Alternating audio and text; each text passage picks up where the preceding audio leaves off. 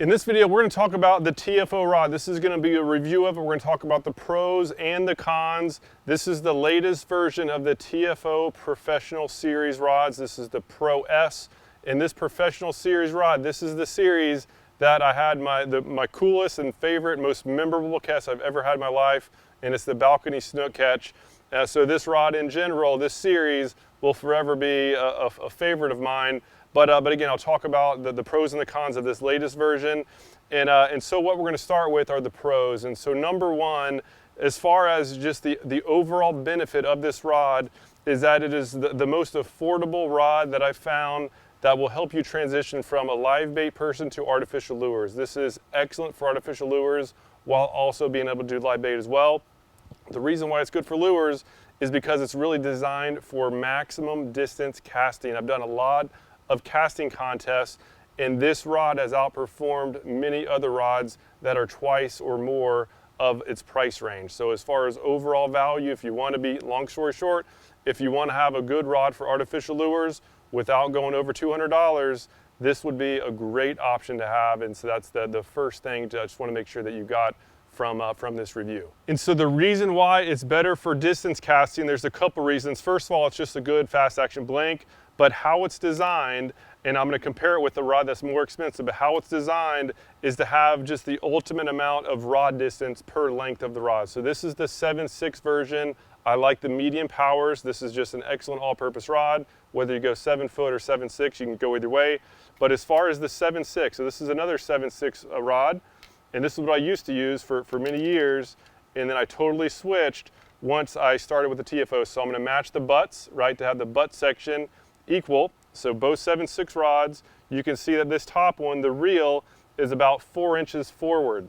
That's a big deal, right? That means that this TFO rod has about 4 more inches on the casting side, right? So this TFO rod, even though it's 7.6, it'll cast more like a 7.10 rod, all else being equal. Because as far as the tip speed goes on a cast, right, your casting hand is going to be right here, the forward hand, and so it's a matter of the tip speed. And the longer the distance, just like a lever, the longer distance from this reel to the tip of the rod, all else being equal, you're going to be able to cast further. So that's one thing. That's one thing they did great. Second of all, let me just show you this. This is something I've learned after going to some rod building classes, is this first guide. This is the first line reduction guide, is a big deal. So in this case, I've equated the reels. They're at the same point, and now we're looking up the rod to the first guide. And if this first guide is too far low, which in my case this one is, if it's too low, that's going to constrict the line too quickly. It's going to slow the line as it's shooting off. And as you can see, this TFO one, that's probably about 8 inches or so further up. So that means that your line can more quickly shoot out without getting constricted too fast. It's not going to bunch up. And I think that is the core reason why, those two items are the core reason why that this rod has significantly outperformed in casting contests. And I believe that's what enabled me to have that once-in-a-lifetime opportunity catch that I had with that snook that was way out of range. I was on a third floor balcony, so I of course couldn't move any further. And I was able to reach that snook with a flip of the wrist because it had all of this extra casting distance. So very big deal that I wanted to emphasize. All right, so feature number 2 that I really like compared to most others is the lure keeper. This is a big deal. It seems small, but for those of us who like lures, this is a big deal. It has this lure keeper that enables you to store a weedless soft plastic lure without making it unweedless. So you can just slide this in, right? It's just that little hook.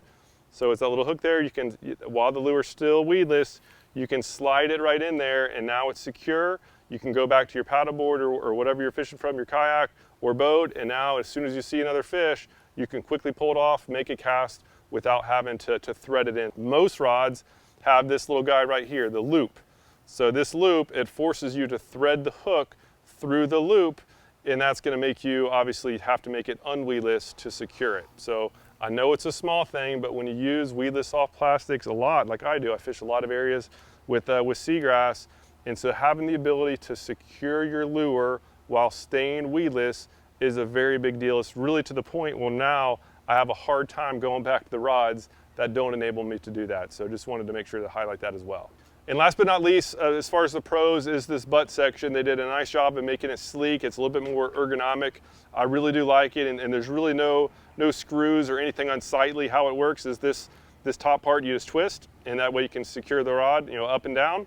So really nice. Again, it's unique. This first one I've used that has it, but overall it has been good. And most importantly, I just like the fact that it's just sleek looking and just comfortable in the hand.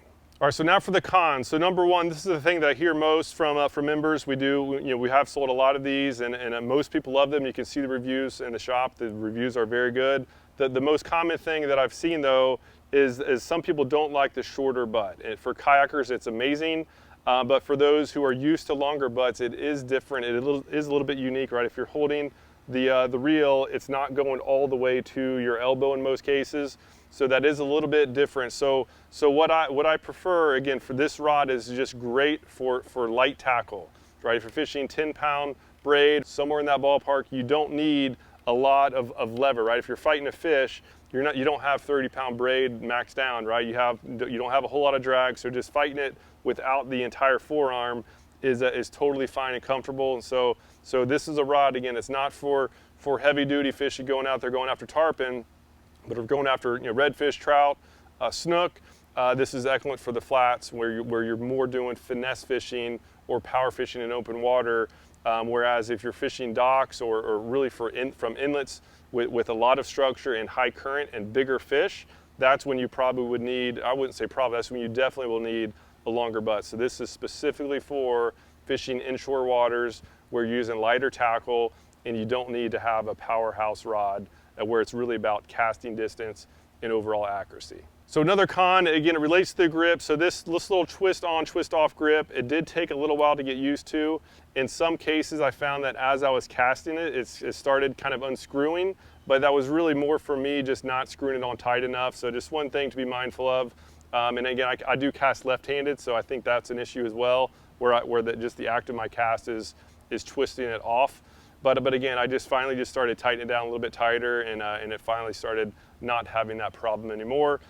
Con number 3 is really just that they're hard to find. TFO, they're over in Dallas, Texas, and so in many areas, especially over in Florida, not a whole lot of tackle stores carry them. So if you are looking to get one at a local tackle retailer, they are tough to find. That's why we have picked up a bunch of them for our online store at fishstrong.com. And so if you are interested in trying out some of these rods, highly recommend giving them a shot. As I mentioned before, the overall consensus is these things are awesome.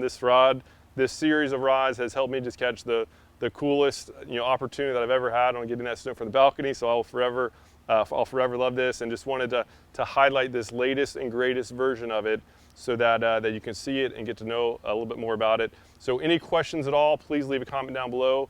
If you've used this rod, please do share your feedback down below. We'd love to hear from you. We're not sponsored by TFO, so if it's overly bad or overly good, we're not going to take it down. It's all about full transparency. We just love to get your feedback on your experience while using this rod. This is the 7/6 version, is under $120, which is awesome. The 7-foot is a little bit less.